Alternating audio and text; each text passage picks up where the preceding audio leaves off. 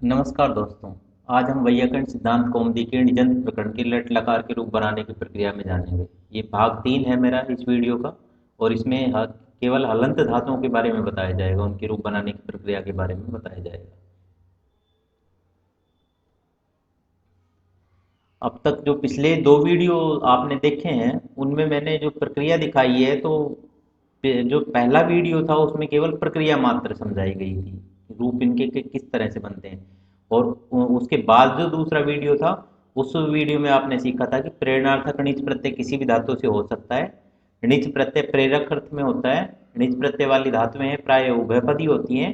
और णिच प्रत्यय लगने के बाद धातु संज्ञा होकर लट लकार परस्मै पद प्रथम पुरुष एक वचन में सभी के अंत में आयति और आत्मनेपद में अयते लग जाता है। और जो जस्ट पिछला वीडियो था उसमें आपने अजंत धातु से णिच प्रत्यय लगाने की प्रक्रिया के बारे में जाना था। अर्थात जिन धातुओं के अंत में स्वर था उन धातुओं की केवल हमने प्रक्रिया देखी थी। और इस वीडियो में हम देखेंगे हलंत धातुओं के बारे में, रूप लगाने की प्रक्रिया और इनके रूप बनाने की प्रक्रिया। तो जो पिछला वीडियो था उसका लिंक आपके इसमें स्क्रीन पे नीचे दे रखा है।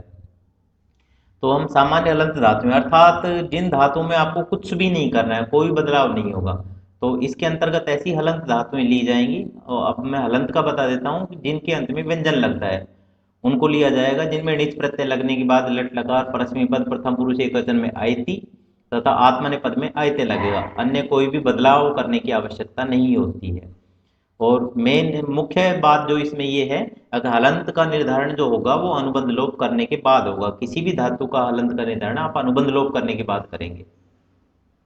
जैसे रूप है क्रीडयति, इसमें खरीदवाता है, इस अर्थ में विहारे क्रीडरी धातु। यहाँ पे अनुबंध लोप होगा तो क्रीड शेष बचेगा, अर्थात अनुबंध लोप करने के बाद ये हलंत रहा तो ये हलंत धातु के रूप में आया। तो प्रत्येक धातु का निर्धारण अनुबंध लोप करने के बाद ही होगा। यहाँ आपने हेतुमती जैसे निष्प्रत्यय कर दिया, अनुबंध लोप, स्थिति रहेगी क्रीड ई। इसके बाद में सनाद्यंता धातु से आपने धातु संज्ञा कर दी।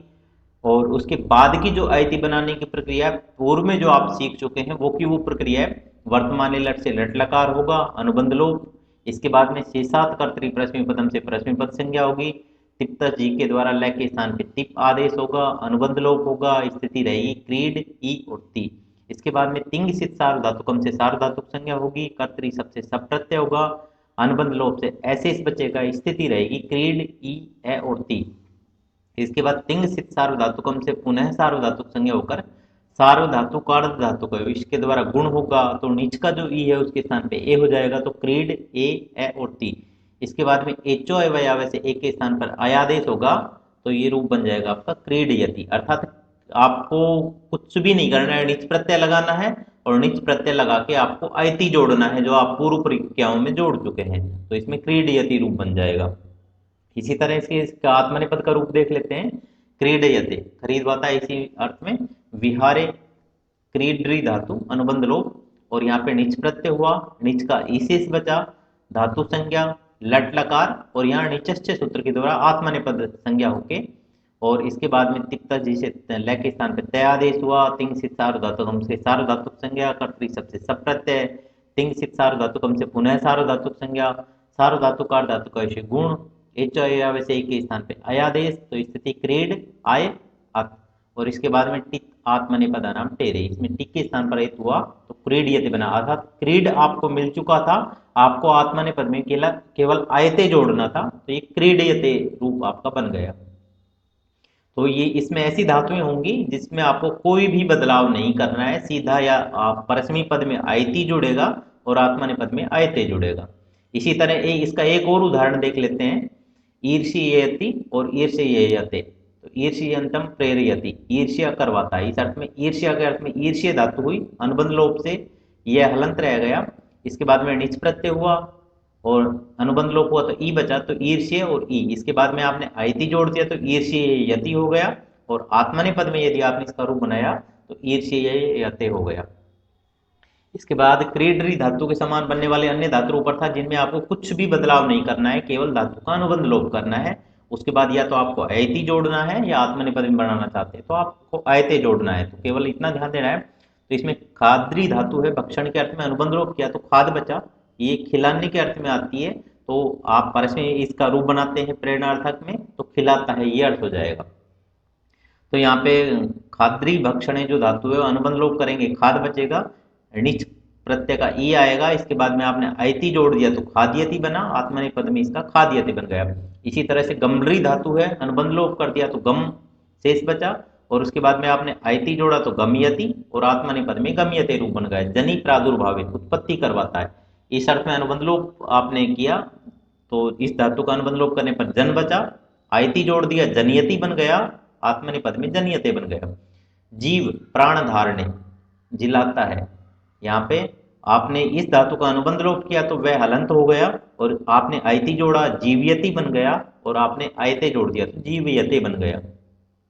इसी तरह से भास व्यक्तायाम वाची, बुलवाता है, इस अर्थ में यहाँ आपने अनुबंध लोप किया, स हलंत रह गया, आपने आयति जोड़ा भाष्यति बन गया, और आत्मनेपद में आपने रूप बनाया भाष्यते बन गया। इसी तरह से रक्ष पालने, रक्ष धातु पालन करने के अर्थ में होती है, रक्षा करने के अर्थ में, तो वहां पे आपने अनुबंध लोप कर दिया तो हलंत रह गया, और इसके बाद में आपने आयति जोड़ा रक्षयति बन गया, और यदि आपने आत्मनेपद में इसका रूप बनाया तो रक्षयति बन गया। अर्थात इसमें इस प्रकार की धातुएं होंगी जिनमें आपको कहीं कोई भी बदलाव नहीं करना है, बिल्कुल सामान्य रूप से, इसलिए मैंने इनको सामान्य धातु कहा। अब इसके बारे में विशेष धातुओं को देख लेते हैं।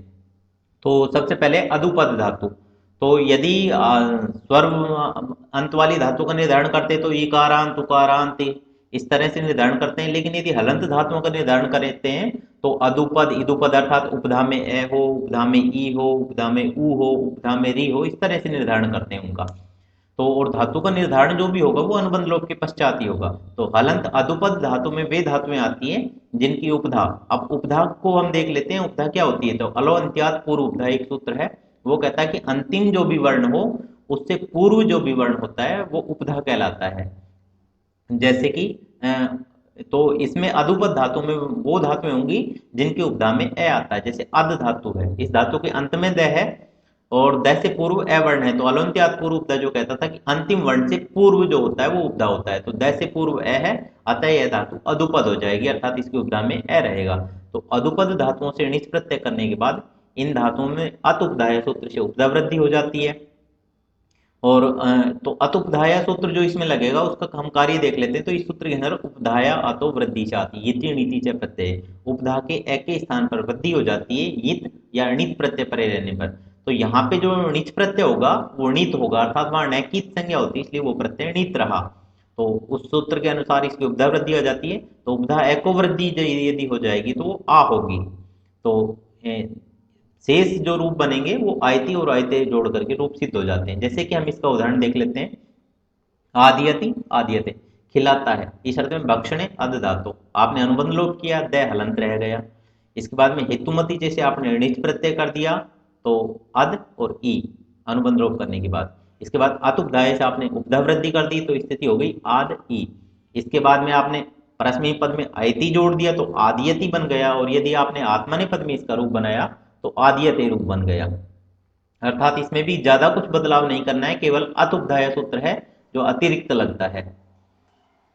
अध धातु के समान बनने वाले अन्य जो धातु रूप है ग्रह है उपादाने, इसमें अनुबंध लोप करने के बाद आपको वही है अत उपधाय से उपधा वृद्धि करनी है, तो ग्राह्य बन जाएगा, आपने आयति जोड़ा ग्राह्यति और आपने आयते जोड़ा ग्राह्यते।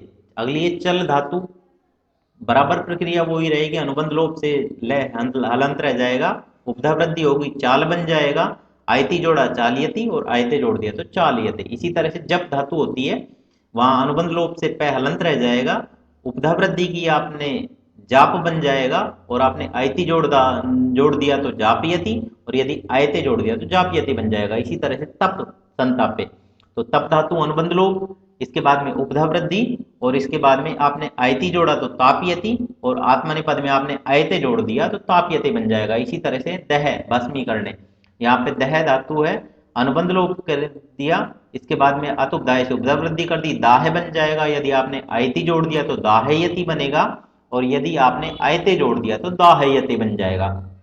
इसी तरह से डुपचस धातु है, पाके पकाने के अर्थ में है, तो यहाँ पे अनुबंध लोप किया तो पच च हलंत रह जाएगा, यदि आपने उपधा वृद्धि कर दी तो पाच बन जाएगा, और यदि इसके बाद में आयति जोड़ने के बाद पाचयति और आयते जोड़ने के बाद पाचयते रूप बनेगा।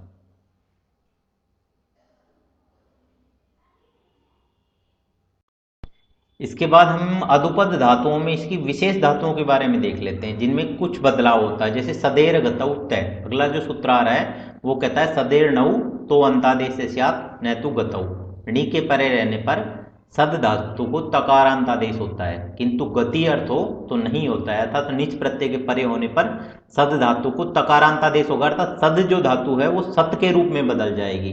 और इसके बाद जो आपने पहली प्रक्रिया देखी थी वो क्यों प्रक्रिया है, लेकिन यदि गति अर्थ इसका होगा तो ये ऐसा नहीं हो पाएगा। जैसे कि हम इसका उदाहरण देख लेते हैं, सातयति सातयते, सीयमानम प्रेरियति, रुकवाता है, इस अर्थ में सातने सदलिल धातु, अनुबंध लोप हुआ, सद बचा, हेतुमती च के द्वारा निच प्रत्यय हो गया, अनुबंध लोप हुआ, ई शेष बचा तो सद ई, और सदेर गतौ तय, इसकी पूरी स्थितियां हो चुकी, सामने निच प्रत्यय भी है, सद धातु भी है, तो द के स्थान पर तय हो गए तो स्थिति हो गई सत ई। और जो आप अधुपद धातुओं में करते थे वो का वो कार्य इसमें करना है, अतुपदाय से उपधा वृद्धि आपने कर दी तो ये सात बन गया, और णिच का ई रहा, और आपने उसको आयति जोड़ दिया तो सात यति हो गया, और यदि आपने आत्मनेपद में रूप बनाया तो वो रूप बन गया सात यते। इसी तरह से और एक विशेष धातु के रूप में देख लेते हैं, घटियति, घटियते रूप बनते हैं, वहां घटंतम प्रेरियति, घटवाता है, इस अर्थ में चेष्टायाम घट धातु, तो यहाँ पे हेतुमती चे के द्वारा निच प्रत्यय होता है, अनुबंध लोप से ई शेष बचेगा, यहाँ अत उपधा से उपधा वृद्धि होती है, घाट ई, जैसा कि आप पहले करते आ रहे थे, लेकिन यहाँ विशेष ये है कि ये धातु मित है, तो मित होने के कारण यहाँ उपधा ऋस्व हो जाएगा, अर्थात जो वृद्धि आपने की थी वो वापस ऋस्व हो जाएगा, तो रूप वैसा का वैसा रह जाएगा। तो यहाँ पे घटादयो मित, इस गण सूत्र के द्वारा इसको मित्व कर दिया, और मित्व करने के बाद में इसको मिताम ऋस्व से आपने उपधा ऋस्व कर दिया, तो वापस ये घट के रूप में हो गया, और आपने आयति जोड़ा तो घटियति रूप बन गया, और यदि आपने आत्मने पद में आयते जोड़ दिया तो घटियते रूप बन गया, अर्थात इसमें मात्र एक बदलाव जो आपको करना है, इसको मित्व बनाना है इस धातु को, और मित होते के साथ मिताम ऋस्व सूत्र से ऋस्व हो जाएगा, अर्थात अधुपद धातुओं में एक अलग से ये भी एक विशेष धातु है। अगला जो है वो भी बिल्कुल इसी तरह का है, केवल मित करने वाला सूत्र बदला है, जायमानम प्रेरियति, उत्पन्न करवाता है, इस अर्थ में प्रादुर्भावे जनी धातु, प्रादुर्भाव के अर्थ में जनी धातु होती है, हेतुमती जैसे निच प्रत्यय हो जाएगा, अनुबंध लोप होगा तो ई शेष बचेगा, तो स्थिति जन और ई, यहाँ भी अत उपधाय से उपधावृद्धि होगी तो स्थिति हो जाएगी जान ई, यहाँ पे जनी दृश्य कन सुरंजो अमंताश्च, इस गण सूत्र के द्वारा मित्व हो जाएगा, तो मित्व होने के बाद में मिताम ऋस्व है, जैसे आप पहले करते आ रहे थे वैसे ही उसके द्वारा उपधा ऋस्व हो जाए तो वापस जन और ई स्थिति हो जाएगी। यदि आपने आयति जोड़ दिया तो जनियति रूप बनेगा, और यदि आत्मनि पद में आपने आयते जोड़ के रूप बनाए तो जनयते रूप बन जाएगा, अर्थात केवल मित करने वाला जो है वो सूत्र बदला है, बाकी प्रक्रिया बिल्कुल पिछली सिद्धि के समान ही है इसकी। अगला जो विशेष धातु के लिए आ रहा है सूत्र वो है नौ गमीर बोधने, इणो गमी स्यात् नौ, इण धातु के स्थान पर गमी आदेश होता है णी के परे रहने पर, अबोधन अर्थ यदि गम्य हो तो मुख्य रूप से ये जो इण धातु है अनुबंध लोप करेंगे तो ई बचता है, ये अजंत धातु में होनी चाहिए थी, लेकिन यहाँ पे गमी आदेश होके क्योंकि गम शेष रहेगा इसलिए हमने इसको हलंत धातु के रूप में लिया है। जैसे कि इसका उदाहरण हम देख लेते हैं, गम्यति गम्यते, अयंतम प्रेरियति, भिजवाता है, इस अर्थ में गति के अर्थ में इण धातु हुई है, वहां पे हेतुमती चे के द्वारा निच प्रत्यय हो गए, अनुबंध लोप हुआ तो स्थिति हो गई इण और ई, यहाँ नौ गमीर बोधने, यहाँ पे इण के स्थान पर गमी आदेश हो गया और गमी का अनुबंध लोप हुआ तो गम शेष रहा, तो स्थिति हो गई गम और ई, और चूंकि ये धातु अधुपद हो चुकी है इसलिए अत उपधाय से उपधा वृद्धि कर दी तो स्थिति हो गई गाम ई। इसके बाद में जनी दृश्य कनय सुरंजो अमंताश्च, इस गण सूत्र के द्वारा मित्व हो गया और मिताम ऋस्व से ऋस्व हो गया तो स्थिति हो गई गम और ई। इसके बाद में आपने आयति जोड़ा परस्मी पद में तो गमयति रूप बन गया, और यदि आपने आत्मने पद में आयते जोड़ दिया तो गमयते रूप बन गया। अब क्योंकि इण धातु होती है वो अलग होती है, इक धातु अलग होती है, तो आगे जो वार्तिक आया वो कह रहा है इणवद इक है, इक धातु इणवद भावे स्यात्, अर्थात ये जो इक धातु होती है उसको भी इण के समान ही आप मानो, अर्थात इण के स्थान पर जो गम आदेश होता था तो वो आदेश इस इक धातु के स्थान पर भी होना चाहिए। जैसे कि इसका उदाहरण हम देखते हैं, अधिगम्यति अधिगम्यते, यहाँ पे अध्ययनतम प्रेरयति, स्मरण करवाता है, इस अर्थ में स्मरण के अर्थ में इक धातु है यहाँ पे, और यहाँ अधि उपसर्ग आया है तो अधि उपसर्ग पूर्वक इक धातु है, हेतुमती जी के द्वारा निच प्रत्यय हो गया, अनुबंध लोप होने के बाद में ई शेष बचा तो स्थिति अधि इक और ई, और इणवदिक है, ये जो वार्तिक आया था इसने कहा था कि इन धातु के समान ही इक धातु को भी मानो, तो इसकी सहायता लेते हुए णौ गमीर बोधने, इससे इण के स्थान पर गमी आदेश हो गया, अनुबंध लोप हुआ तो गम शेष बचा, तो स्थिति हुई अधि गम और ई। यहाँ पे अत उपधाय से उपधा वृद्धि हो गई, क्योंकि ये धातु अधुपद हो चुकी थी इसलिए अत उपधाय से उपधा वृद्धि हो गई, तो अधि गाम और ई। इसके बाद में जनि दृश कन सुरंजो अमंताश्चय, इस गण सूत्र के द्वारा मित्व हो गया, और मित्व होने के बाद में मिताम ऋष्व के द्वारा उपधा ऋष्व हो गया, तो स्थिति हो गई अधि गम और ई। इसके बाद में आपने यदि आयति जोड़ दिया तो अधिगम्यति रूप बनता है, और यदि आप आत्मनेपद में इसका रूप बनाते हैं तो अधिगम्यते रूप बनता है। इसके बाद इसी तरह की एक और विशेष धातु देख लेते हैं, हनंतम प्रेरियति, मरवाता है, इस अर्थ में हिंसा गत्यो हन धातु। तो यहाँ पे हेतुमती चे के द्वारा णिच प्रत्यय हो गया और अनुबंध लोप से ई शेष बचा, तो स्थिति हो जाएगी हन और ई। अब हन को अपने अपने स्तर पर घात बनाना है, तो उसको बनाने की जो प्रक्रिया है, अत उपधाय से उपधा वृद्धि कर दी पूर्व की भांति, तो स्थिति हो गई हान और ई। अब है के स्थान पर घ करना है और न को तय बनाना है, तो उसको करने के लिए हनस्तो अचिन्न लो, इससे न के स्थान पर तय हो गया तो हाथ और ई, ये स्थिति हो गई, और हो हंते ऋणिन्नेसु, इसके द्वारा है के स्थान पर घ हो गया, तो स्थिति हो गई घात और ई। इसके बाद में आपने आयति जोड़ दिया तो घात्यति रूप बनेगा, और यदि आत्मनेपद में आपने इसका रूप बनाया तो घातीयते रूप बनेगा। इसके बाद अन्य जो विशेष धातु आ रही है उसके संदर्भ में नया जो सूत्र आ रहा है, रभेर सबलिटो, रभेर नुम स्याद अचि नैतु सबलिटो। रब धातु को नुम आगम होता है अच परे रहने पर, किंतु सप और लिट यदि परे हो तो ये नुम आगम नहीं होता है। तो इसमें जो धातु है नुम आगम होके तब ये धातु को बनती है। तो जैसे कि अगला इसका उदाहरण देखते हैं, रंभयति रंभयते, रभंतम प्रेरियति, इस अर्थ में राभाष्य रब धातु।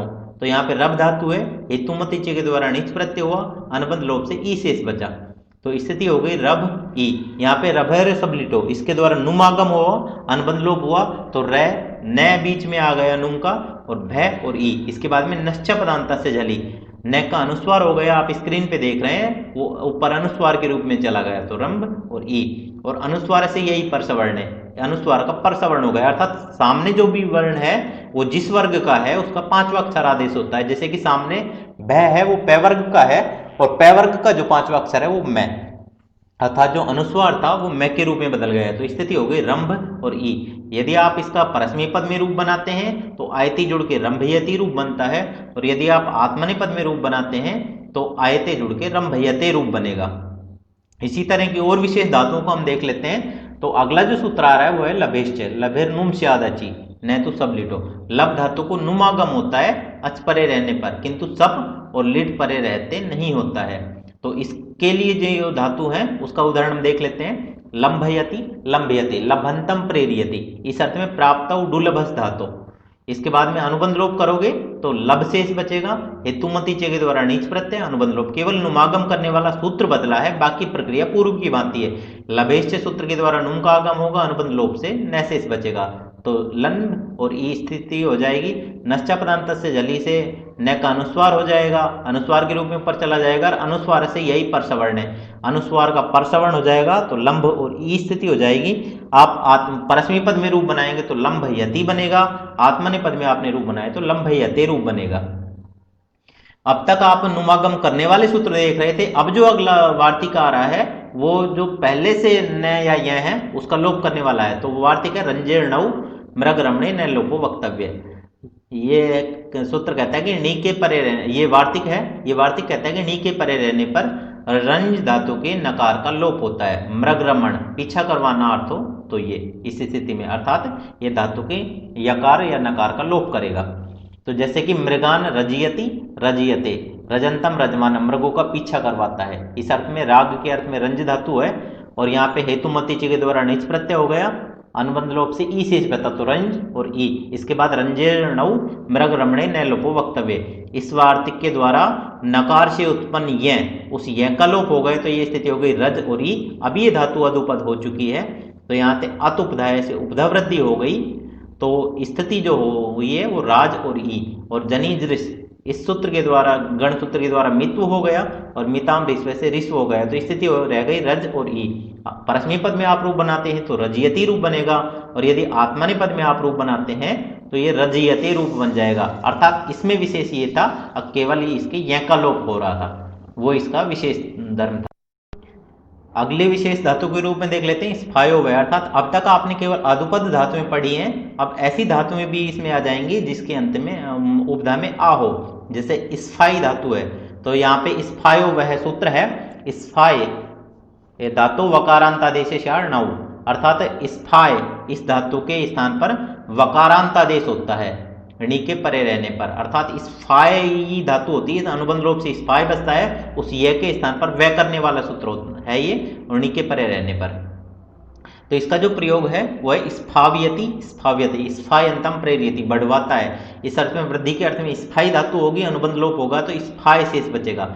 हेतुमति च के द्वारा अनिष्ट प्रत्यय, अनुबंध लोप से ई बचेगा तो स्फाय ई। इसके बाद में स्फायो व, इससे य के स्थान पर व आदेश होगा तो स्थिति हो जाएगी स्फाव और ई। इसके बाद में आपने परस्मै पद में आप आयति जोड़ देते हैं तो स्फाव्यति बनेगा, और यदि आत्मने पद में आपने आयते जोड़ दिया तो स्फाव्यते रूप बनेगा, अर्थात कोई भी विशेष नहीं है, केवल एक सूत्र इसमें अलग से लगा हुआ है। और अगली इसी प्रकार की धातु है क्षमाई धातु है, क्षमायमानम प्रेरयति दिलवाता है। इस अर्थ में विधूनने क्षमाई धातु, यहाँ पे क्षमाई धातु को अनुबंध लोप करने की प्रक्रिया भी सिखाई गई जो पिछली धातुओं में भी थी। उपदेश अजन्नासिकित, इससे ईकार की इत संज्ञा हो गई, उसका लोप हो गया। इसके बाद में हेतुमति च के द्वारा निच प्रत्यय हुआ और निच प्रत्यय का अनुबंध लोप हुआ, ई से बचा तो स्थिति क्षमाय ई। इसके बाद में अर्ति रिवली रिकुनुई क्षमा यातम पुंगणा, इसे पुक का आगम हो गया, अनुबंध लोप से पैसे बचा तो स्थिति हो गई क्षमाय पै और ई। यहाँ पे लोपो वियोरवली, इससे यकार का लोप हुआ तो स्थिति होगी क्षमाप और ई। और आपने यदि इसमें आयते जोड़ दिया तो क्षमापयति बन जाएगा, और यदि आपने आत्मने पद में आयते जोड़ दिया तो क्षमापयते रूप बन जाएगा। अब ये थी अधुपद धातुएं, और जिसके उपधा में इस प्रकार की धातुएं आपने अभी पढ़ी। अगली है इदुपद और उदुपद धातु। इन दोनों को मैंने एक ही प्रक्रिया में इसलिए लिया क्योंकि दोनों में काम समान होना है। तो हलंत इदुपद उदुपद धातु में वो धातुएं आती हैं जिनकी उपधा अर्थात अंतिम वर्ण से पूर्व वर्ण में ई या उ आता है, जैसे कि मिल धातु है और कुल धातु है, तो दोनों के अंत में ल है और ल से पूर्व मिल धातु में ई है और कुल धातु में उ है, अतः ये धातुएं इदुपद और उदुपद हैं। इदुपद उदुपद धातुओं में णिच प्रत्यय लगने पर इन धातुओं में पुगंत लघु उपदेश जैसे गुण होता है, और जो गुण होता है वो इको होता है, वो ए होता है, और उ के स्थान पर जो गुण होता है वो ओ होता है। तो पुगंत लघु उपदेश, इस सूत्र के अनुसार ये पुगंत से लघुपद से अंग से इको गुण से सार्वधातु का अर्थ है, अर्थात पुगंत या तो आपने पुक्कागम वहां कर दिया है, या लघुपद उपधा में लघु वर्ण हो अर्थात दीर्घ ई या दीर्घ उ होगा तो ये काम नहीं करेगा। तो ऋष्व ई या ऋष्व उ हो उपधा में तो वहां ये गुण करता है सार्वधातु तथा आर्ध धातु के परे रहने पर। और जो शेष रूप आप बनाते हैं या तो आपको आयति जोड़ना है या आपको आयते जोड़ना है, तो इसमें रूप बन जाते हैं। जैसे मेलियति मेलियते मिलवाता है, इस अर्थ में संगम में मिल धातु, तो यहाँ अनुबंध लोप आपने कर दिया तो लय हलंत रह गया। हेतुमति च के द्वारा आपने णिच प्रत्यय कर दिया, अनुबंध लोप कर दिया तो ई शेष बचा तो मिल और ई, और पुगंत लघुपद से जैसे आपने उपधा गुण कर दिया अर्थात मीत था उसका मे बन जाएगा अर्थात ई का ए हो जाएगा, तो मेल और ई। आपने आयति जोड़ा तो मेलियति बन गया, और यदि आत्मने पद में इसका रूप आपने बनाया तो मेलियते रूप बन गया। मिल के समान अन्य जो बनने वाली धातुएं हैं, इसी तरह से लिख धातु है और सिच धातु है। सिच धातु में विशेष ये है यहाँ पे धात्वादेश ऐसे, ये सूत्र थोड़ा इस प्रारंभ में लग जाता है, इसके बाद में सिच के रूप में ये बदल जाएगी, तब सेचियति और शेचियति रूप बनेंगे। इसी तरह से ये लिख धातु और सिच धातु थी, इदुपद थी, पूर्व की भांति इनके रूप चलने हैं। और कुप धातु, तुस धातु, पुस धातु और बुध धातु, ये जो धातुएं हैं वो उदुपद धातुएं हैं। इनमें जो उपधा में उ है उसका ओ हो के रूप बन जाता है, अर्थात तो सूत्र सारे वो के पहले की भांति लग रहे हैं, और इसमें कुछ भी विशेष ऐसा नहीं है, जो पहले समान थे उसी तरह से ये रूप है। अगली जो विशेष है सिद्धतेर पारलौकिक है, यह लौकिक के अर्थे विद्यमान से सिद्धतेर एच आत्म चात न हो, अपारलौकिक परलोक संबंधी न हो, ऐसे अर्थ में विद्यमान सिच धातु के एच के स्थान पर आकार आदेश होता है णी के परे रहने पर, अर्थात ये धातु इदुपद है किंतु इसको आकार आदेश होकर के और तब इसका रूप बनता है। तो इसमें जो रूप बनता है अन्नम साध्यति या साध्यते सिद्ध्यंतम प्रेरयति, अनाज उत्पन्न करता है। इस अर्थ में संराधव सिधु धातु है, वहां पे धात्वादेश ऐसे से आपने से के स्थान पर से कर दिया। हेतुमती च के द्वारा आपने णिच प्रत्यय कर दिया, अनुबंध लोप से ई बचा तो सिद्ध ई। यहाँ पे पुगंत लघुब्दस्य से च, इससे उपधा गुण आपने कर दिया तो सेध और ई। इसके बाद में सिद्धतेर पारलौकिक जो अभी सूत्र आया था उससे एक के स्थान पर आ आदेश कर दिया, वो गलती से आई लिखा गया है इसमें, उसको आप ए समझना। तो एक के स्थान पर यदि आ आदेश कर दिया तो स्थिति हो जाएगी साध और ई। आपने आयति जोड़ दिया तो साधयति रूप बनेगा, और यदि आपने आयते जोड़ दिया तो साधयते रूप बनेगा। इसके बाद अगला विशेष जो सूत्र आ रहा है ची स्फुरोर नौ, ये सूत्र आप पहले भी पढ़ चुके हैं अजंत धातुओं में भी। तो ये करता है ची धातु तथा स्फुर धातु के एच के स्थान पर विकल्प से आ होता है, अर्थात ची धातु की जो प्रक्रिया थी वहां आपने चायति वाले जो रूप देखे थे उसमें आपने पढ़ी थी, और यहाँ स्फुर धातु का आप देखेंगे।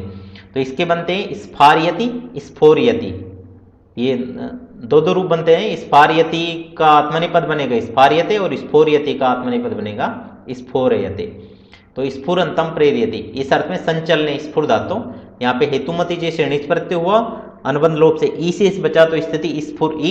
पुगंत लघुब्दस्य से इसे उपधा गुण कर दिया तो स्थिति हो गई स्फोर ई। और चिस्फुरोर नौ, ये विकल्प से कार्य करता है, ओके स्थान पे आकार आदेश, तो विकल्प से ओके स्थान पे आ हुआ तो स्फार बन गया, आपने आयति जोड़ा स्फार्यति हो गया।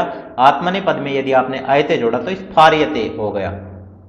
और जहां ओ के स्थान पर आ आदेश नहीं होगा वहां पे स्थिति स्फोर ई, ये की ये रहेगी, तो उसमें आपने आयति जोड़ दिया तो स्फोर्यति बन जाएगा, और यदि आपने आयते जोड़ दिया तो स्फोरयते रूप बन जाएगा।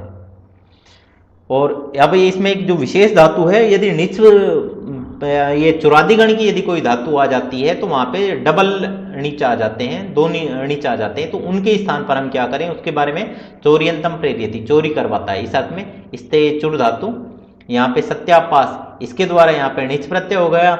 णिच प्रत्यय होने के बाद में ई से इस बचा, पुगंत लघुब्दस्य से उपधा गुण हो गया, तो इसके बाद स्थिति हो गई चोर ई। और यहाँ हेतुमति च, इसके द्वारा फिर से णिच प्रत्यय हो गया तो स्थिति हो गई चोर ई ई, अर्थात यहाँ पे णिच दो हो गए।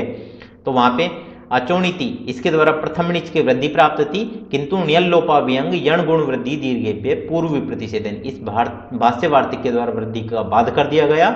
और चूंकि दो णिच थे इसलिए उसका एक णिच को हटाने के लिए ऋणेर नीति, यहाँ से प्रथम णिच का लोप हो गया, तो ये रूप स्थिति रह गई चोर और ई, और आपने आयति जोड़ा तो चोरियति बन गया।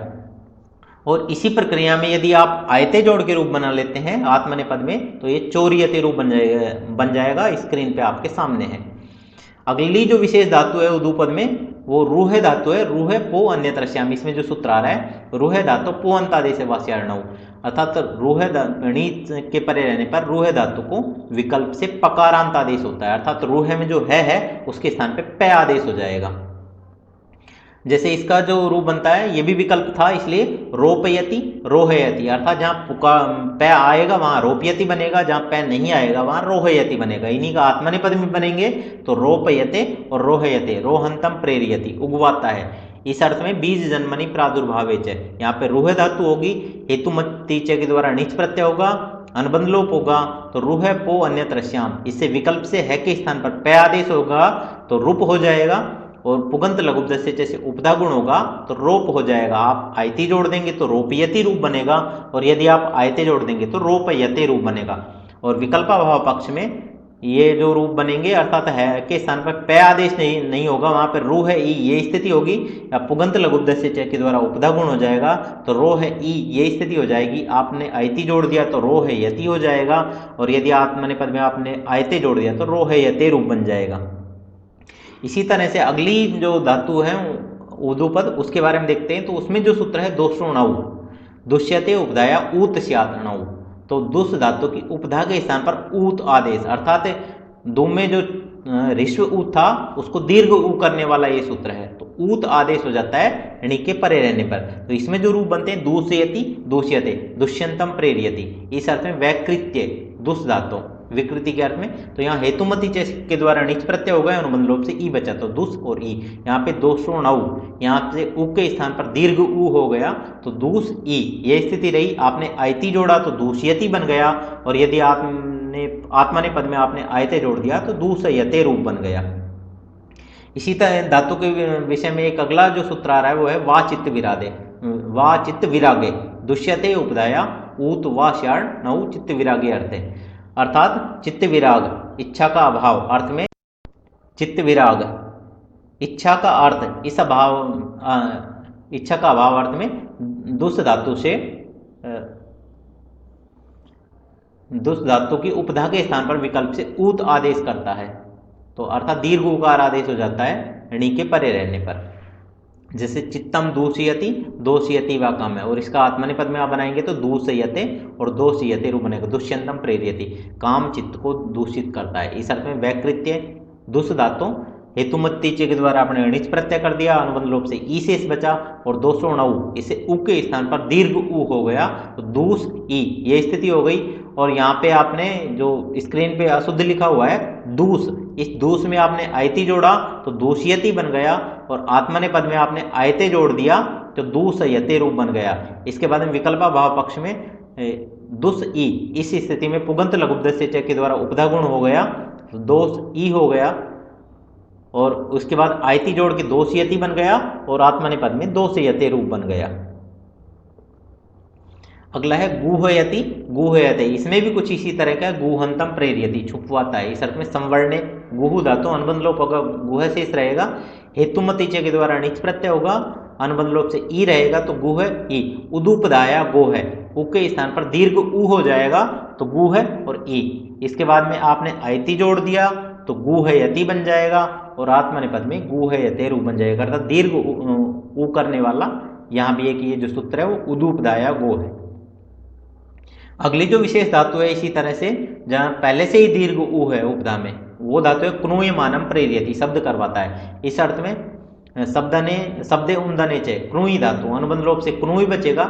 इस अनुबंध लोप की प्रक्रिया है, इसमें उपदेश जन्नासिक से ईकार की इत संज्ञा है, उसका लोप हो गया है। इसके बाद हेतुमति चे के द्वारा निच प्रत्यय हुआ, अनुबंध लोप से ई बचेगा तो क्नोई ई, और अर्ति रीव लीरी क्नोई क्षमायातम पुंगणा, इसे पुक का आगम हो जाएगा, तो क्नोई पै और ई ये स्थिति रहेगी, और लोपो व्योर वाली, इससे यकार का लोप हो जाएगा तो क्नूप और ई ये स्थिति रहेगी, और पुगंत लघुपदस्य च इसे उपधा गुण हो गया तो क्नोप और ई ये स्थिति हो जाएगी, और यहाँ आपने आयति जोड़ दिया तो क्नोपयति बन जाएगा, और यदि आपने इसको आत्मनेपद में आयते जोड़ दिया तो क्नोपयते रूप बन जाएगा। अगली है ऋदुपद धातु, अर्थात हलंत, इसमें ऋदु जिस की उपधा में री वर्ण हो, तो हलंत ऋदुपद धातु में वे धातुएं आती हैं जिनकी उपधा अर्थात अंतिम वर्ण से पूर्व वर्ण में री आता है, जैसे कि दृश्य धातु, दृश्य धातु में री आता है स से पूर्व, इस धातु के अंत में स है और स से पूर्व री है, अतः यह धातु ऋदुपद है। ऋदुपद धातुओं में जो विशेष होता है, यहाँ पे णिच प्रत्यय कर लेते हैं, णिच प्रत्यय करने के बाद पुगंत लघुपदस्य च इस सूत्र से गुण हो जाता है, और ऋ का जो गुण होता है वो अ होता है, और इसके बाद में विशेष इसमें यह है कि उरण रपर, इससे रपरत्व हो जाता है, अर्थात रे साथ में जुड़ जाता है, तो ए के साथ में रे जुड़ जाता है, अर बन जाता है, और शेष प्रक्रिया वो पहले की भांति रहेगी, आपको या तो आयते जोड़ना है या आयते जोड़ना है। जैसे इसमें उदाहरण देखते हैं, दर्शयति, दर्शयते दिखवाता है, इस अर्थ में प्रेक्षणे दृश्य धातु अनुबंध लोप से दृश्य शेष रहेगा, इर का अनुबंध लोप हो जाएगा, तो इर इत संज्ञा वाच्य है, ये एक वार्तिक है उसके द्वारा अनुबंध लोप होगा, तो हेतुमति च के द्वारा णिच प्रत्यय हुआ, अनुबंध लोप से ई बचा तो दृश्य ई, पुगंत लघुपदस्य च, इससे उपधा गुण हो गया, तो दृश्य का जो री था उसके स्थान पर अ हो गया, तो स्थिति हो गई 10 ई, और उड़न रपरे से रपरत्व हो गया तो दर्श और ई ये स्थिति हो गई। आपने आयति जोड़ा तो दर्शयति बन गया, और यदि आपने आत्मनेपद में आयते जोड़ दिया तो दर्शयते रूप बन गया। दृश्य धातु के समान बनने वाले जो अन्य धातु रूप हैं वो है ऋच धातु से बनता है अर्षयति और अर्चयते, और ऋधु धातु अनुबंध लोप करेंगे तो रिध बचेगा, तो इससे जो रूप बनेगा वो अर्धयति और अर्धयते, इस तरह के रूप बनेंगे। इसी तरह से अब तक आपने ऋष्व के रूप देखें, अब जिनकी उपधा में दीर्घ री है उनके रूप देखते हैं। जीरियंतम प्रेरियति, वृद्ध करवाता है, इस अर्थ में वयोहानऊ दृश्य धातु, दिवादिगण की ये धातु है, अनुबंध लोप हुआ तो दृश्य बचा, इसके बाद में द्रि बचा, और इसके बाद में हेतुमति के द्वारा णिच प्रत्यय हो गया, अनुबंध लोप से ई बचा, अचोणिति के द्वारा वृद्धि हो गई, वृद्धि होकर जा बचा, स्थिति रि के स्थान पर आ, और इसके बाद में उरण रपरे से रपरत्व हो गया तो स्थिति जार, और इसके बाद में जनी ऋष, इस गणसूत्र के द्वारा मित्व हो गया, और मिताम ऋष वैसे उपधा ऋष हो गया, तो ये रूप बन गया जर और ई, और आपने परस्मै पद में यदि रूप बनाते तो जरयति बनेगा, और आत्मनेपद में यदि आपने रूप बनाया तो जरयते रूप बन जाएगा। इसके बाद में अब तक के वीडियो में आपने अजंत और हलंत धातुओं के बारे में देखा। अगला जो मेरा वीडियो होगा वैयाकरण सिद्धांत कौमुदी के क्रमानुसार णिजंत प्रकरण के लट लकार के रूप बनाने की प्रक्रिया, क्योंकि आपको परीक्षा में जो बैठना है वो वैयाकरण सिद्धांत कौमुदी के क्रम से आपको पढ़ना है और उसके अनुसार बैठना है। तो अब तक के वीडियो केवल आपके समझ के हिसाब से थे, और अगला जो वीडियो होगा आपकी परीक्षा की तैयारी के हिसाब से लिया जाएगा। तो अब तक के वीडियो में आपने धातुओं का विभाजन अजंत तथा हलंत धातु के रूप में करके प्रक्रिया सीखी है, जो कि वैयाकरण सिद्धांत कौमुदी में नहीं था। लेकिन अगले वीडियो में आपके पाठ्यक्रमानुसार, आपकी परीक्षा के अनुसार णिजंत प्रकरण के लट लकार के रूप बनाने की प्रक्रिया सिखाई जाएगी। जयतु भारतम जयतु संस्कृतम। धन्यवाद है।